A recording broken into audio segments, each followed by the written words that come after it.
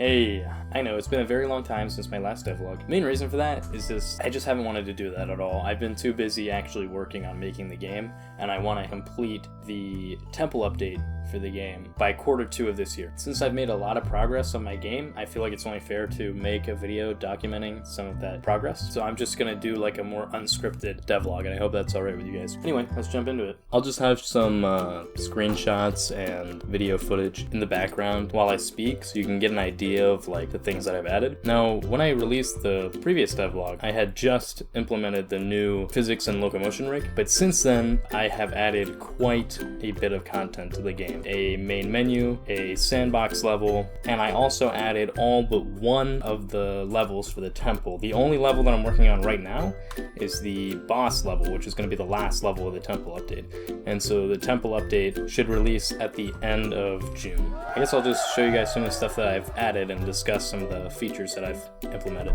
Up to version 0.11, I just added the necessary stuff to get the game ready for a demo release. And it is currently available as a demo with a link in the description. The game's currently going to be $5 until I release the temple update at the end of June, at which point it will be increased to $15. But since all of the content that I added and the changes that I made before version 0.11 were stuff for the demo, and everything after is stuff that is for the temple update, I'm just going to be discussing the changes after version 0.11 for this devlog. For each version of the game, I created a new level to the temple and new mechanics and improvements to pre-existing features or visuals. When adding the second temple level, I also added some fog to build more atmosphere for the temple, which made it feel a lot darker and gave it a much more dungeon-y feeling, I want to say. I also added slippery surfaces, which made the terrain much more interesting. In addition to this, I added a visual improvement, which was making the player's hand snap to the surface of things that they grab, which made the grabbing feel a little more responsive.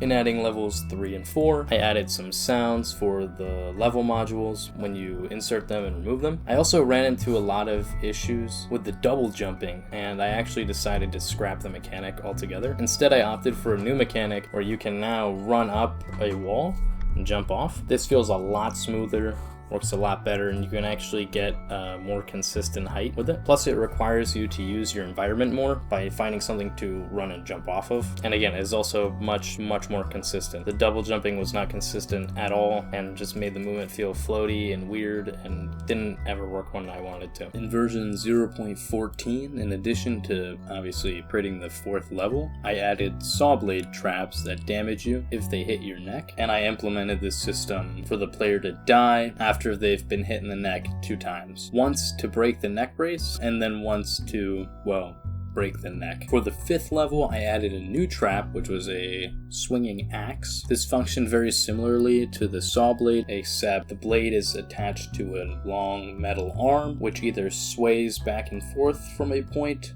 or spins around like the saw blade does. I also made some new props to fill out the temple, like a bookshelf, a table, and a rug. For the last couple levels, I created an arrow trap and some glowing green goo. That about wraps up most of the changes that I've made since the last devlog. Now I'll just show some gameplay footage, no voiceover. Enjoy.